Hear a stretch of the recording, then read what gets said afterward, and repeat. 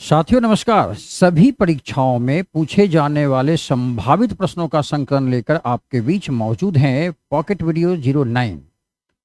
ये सभी परीक्षाओं के लिए इम्पोर्टेंट है। आइए तो फिर 5 उन विभिन्न प्रश्नों को देखते हैं जिसके बनाने से रीजनिंग के प्रश्नों को बनाने की दक्षता ज़्यादा हासिल हो जाएगी। आइए अपना काम प्रारंभ करते हैं। पहला प्रश्न सीरीज कॉम्पिटिशन का एक आसान सा प्रश्न है, घबराएंगे नहीं।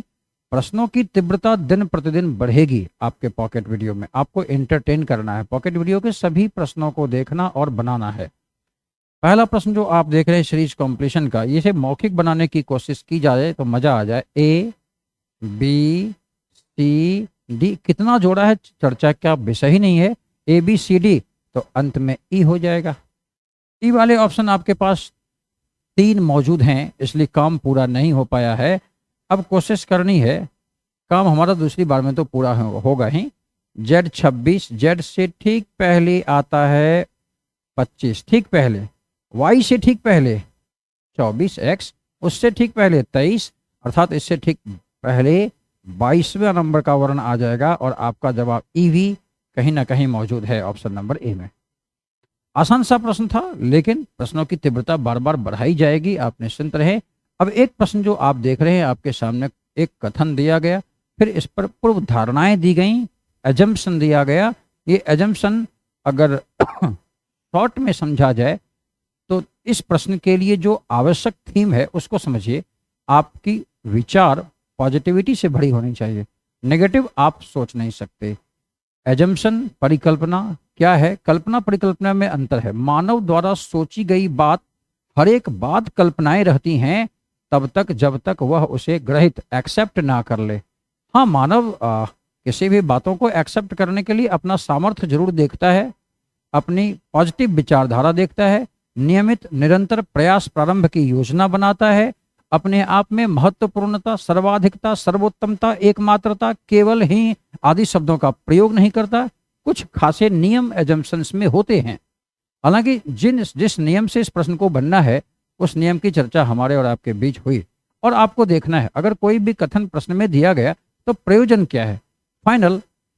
फाइनली आपको कार्रवाई करनी होती है। आप एजम्पशन कर लेंगे तो ऑटोमेटिकली कोर्स ऑफ एक्शन पर पॉजिटिव इम्पैक्ट पड़ेगा। तो दिए गए कथन को आप कार्रवाई होने देना चाहेंगे, इस आधार पर प्रश्न बड़ा आसानी से बन जाएगा। कथन है, सरकार एक ऐसा कानून लागू करने जा रही है जिसमें पीछे बैठने वालों को भी हेलमेट पहनना अनिवार्य होगा। आपको पता है ये ऐसे भी मैंडेटरी नियम है अभी के ट्रैफिक नियमों में। तो सरकार एक कानून लागू करने जा रही है, पीछे बैठने वालों को भी हेलमेट पहनना होगा। इसका क्या मतलब है? सरकार ने क्यों ऐसा किया? आप समझते हैं, सरकार के द्वारा बनाए गए नियमों को जनहित सूचना कहा जाता है। ये बिल्कुल जनहित सूचना होगी कि भाई अब पीछे बैठे लोग भी हेलमेट पहना करेंगे। पूर्व धारणा नंबर 1, हेलमेट घातक चोटों के जोखिम को कम करता है। वेरी गुड, यह बिल्कुल पूर्व धारणा मान्य है, यह एजम्पशन ग्रहित करने योग्य है, इसलिए यह एजम्पशन मान्य हो जाएगा। दूसरी, लोग इस कानून का ईमानदारी से पालन करेंगे। आप इसे भी सही कहेंगे, कारण बताइए। पॉजिटिव सोचना है। अगर आप सोचेंगे भाई कानून बना दो और लोग इस कानून को प्रोटेस्ट कर देंगे, विरोध कर देंगे, तो ऑटोमेटिकली कार्रवाई बंद हो जाएगी आपकी। तो ऐसा कुछ भी नहीं करना, ऐसी एजम्पशन नहीं करनी, ऐसी सोच नहीं रखनी जिससे कार्रवाई पर ब्रेक लगे, अन्यथा वह एजम्पशन गलत हो जाएगा। तो लोग इस कानून को ईमानदारी से पालन करेंगे, यह पॉजिटिव सोच है। अर्थात यहाँ दोनों ही पूर्व धारणाएं मान्य हो जाती हैं। आप जवाब देंगे, बोथ 1 and 2 आर इम्प्लिसिट। अगले प्रश्न की ओर बढ़ेंगे। अगला प्रश्न लॉजिकल रीजनिंग का है, थोड़ी सी इसमें लॉजिक है। लॉजिक क्या होगी? आसान सा प्रश्न है। संख्याओं के साथ आप खूब खेलना जानते हैं।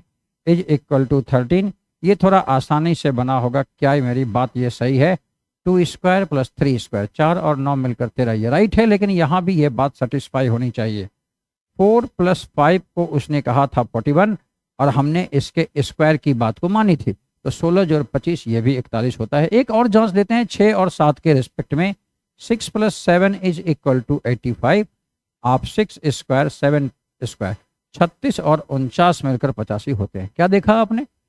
3 बातें जो थी, तीनों बातों में हमारा जो प्रारूप था वो सेटिस्फाई हो गया। तो लास्ट वाले में यानी 8 + 9 में हम लोग वही प्रयोग कर देंगे क्योंकि वो सेटिस्फाई हो चुका है। 8 का स्क्वायर 64, देन 81, 80 और 40 हो गए, 80 और 60 हो गए 140, 144, 145। ढूंढिए ऑप्शन, आपका जवाब ऑप्शन नंबर सी में मिल जाएगा। संख्याओं के साथ छोटी छोटी संख्याओं में छोटे छोटे कार्य करने होंगे, अर्थात उसमें बहुत बहुत खेल खेलना होगा हम लोगों को, पॉजिटिव खेल, नेगेटिव वाली बात नहीं। अगले प्रश्न की ओर बढ़े तो अगला प्रश्न K9 जरा इसे आप देख लें। K9 और ई का ऊर्ध्वाधर दर्पण में प्रतिबिंब कौन सा होगा? वर्टिकल। एक क्षैतिज अवस्था होती है, एक ऊर्ध्वाधर व्यवस्था होती है। ये ऊर्ध्वाधर है और ये क्षैतिजावस्था है। क्षैतिज मतलब धरती होती है पृथ्वी की ओर।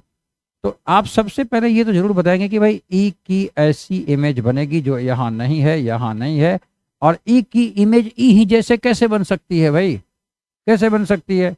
अब छोड़िए ना, अब कुछ चर्चा ही नहीं करनी है। ऑप्शन नंबर सी हमारा जवाब होगा। देखिए, नॉन-वर्बल के किसी भी प्रश्न में अगर आप चार विकल्पों में से 3 को अवॉइड कर सकते हो तो चौथा जरूर जवाब होता है, और अवॉइड करना ही सबसे अच्छा तरीका नॉन-वर्बल में माना भी गया है। अगले प्रश्न की ओर बढ़ेंगे। यह एक तार्किक क्रम में व्यवस्थित करना है, लॉजिकल सीक्वेंस देनी है इन शब्दों को, है ना।